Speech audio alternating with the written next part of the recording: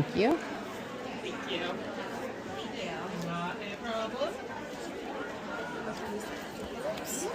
Right over that tablecloth.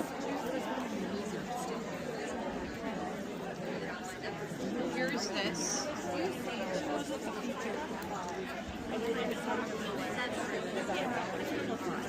Is that seat available? It absolutely is. Thank you. Awesome. Lucky Charms.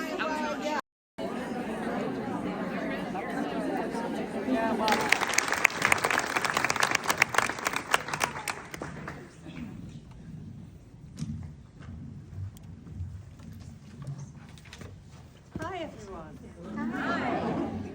Wow. Hello. Hi. So how many people have already read this? Good question. Okay, we got a few. I am so excited for those of you who have not read it to read it. A couple tips: make sure that you have uninterrupted blocks of time to read it. You will not want to put it down.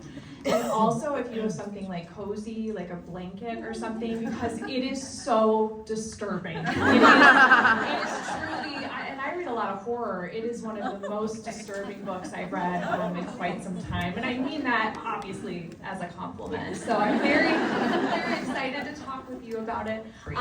That kind of got you thinking about this. Okay, so the premise for this is, I rewrote this for people who like the Tinder swindler and Dirty John, who are as obsessed as I am with these kinds of behaviours, these kinds of men, and wanted to get a little bit more insight into it. Because I certainly did, because I've watched so many of these documentaries and I've listened to so many podcasts, and I've even read some memoirs written by women who've been married to men like this. And the thing that frustrated me about all of these things that I've been consuming is you never hear from the man. You never work out what on earth is going through his mind. Why does he want to behave like this? Why does he want his life to be so complicated and to have to balance this juggling act of lies and falsehoods? And why can't he just get a job, maybe?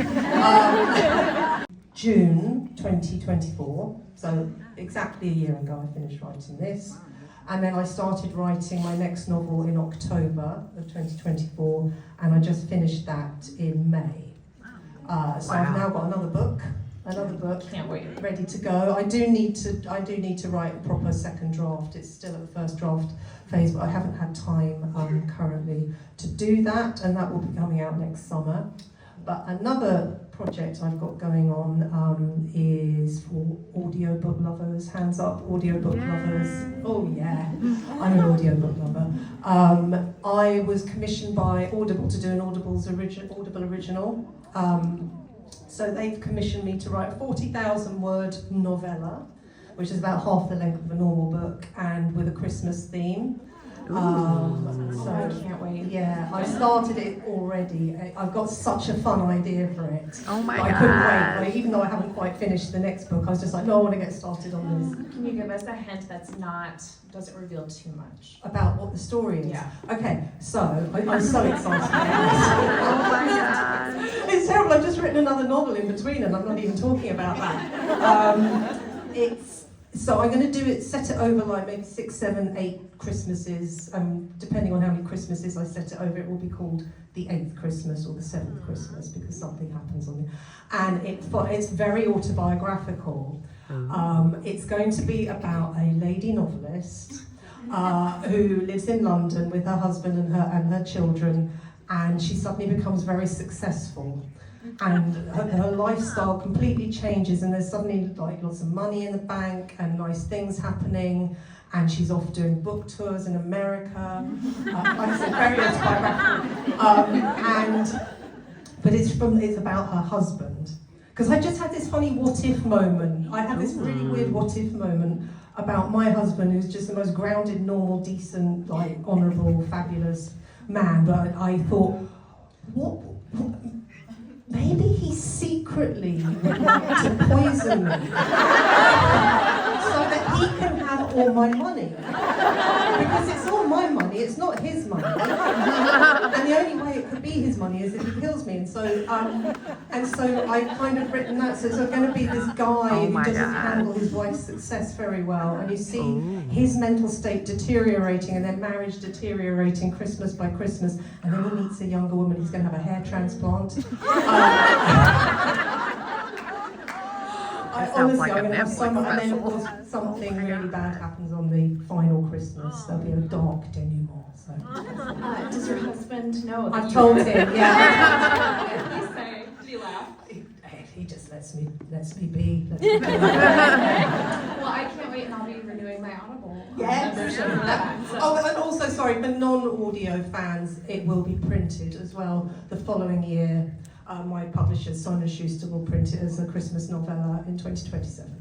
Wonderful. Yay. Well, I think that we have some time for. I'm in Simsbury in LA tomorrow, but I'm also having lunch with the producers. Oh, that's exciting. So, because it's all happened, so it's 2 years ago we agreed this. It wasn't that long after the book came out that we agreed the option, and it still sort of hasn't really got anywhere. But the fact that they're taking me out for lunch, I'm going to take that as a good sign. They wouldn't take me out for lunch if it wasn't still an active project. So hopefully we'll see that on the screen. And it'll be a feature movie, not a series.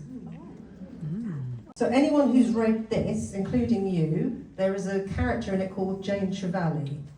Did you like her? I was obsessed with Jane. Good, because she's the main character in my new book. Oh, this is amazing. And it was so weird, because as I was writing her, I was thinking, I really want to spend more time with this character. And then I gave it to my editor in the UK, and she said, I love Jane, I think you could write more about her. So I've picked up on a minor character in this, and she is the main character in my new book. So what happens to Jane is she's very, very posh, but very, very damaged, and she lives in this crumbling mansion in the middle of the countryside, existing on like fresh air. She's got no money or anything. She's got 4 dogs, and She's so glamorous. she's so glamorous. Yes, what little money she does have, she spends on Botox. Oh my God. She's like 50 something. She's really glamorous and cool. And anyway, and one day she's out in the Bluebell woods with her dogs, and this little white dog appears, a little Westie. And she establishes that the dog is lost, so she takes it to the vet, and the vet scans its chip, and it turns out that this dog belongs to someone who lives in London, which is already kind of like, what is this dog doing in the middle of the countryside that lives in London? So she takes it upon herself to return the dog to its owner in London. And as she hands the dog over to the owner, she just gets all the spider senses. She's just like, I don't like this guy, I don't like this setup. And then it turns out that this dog had been staying with a young girl in an Airbnb studio in her village, and she's gone missing.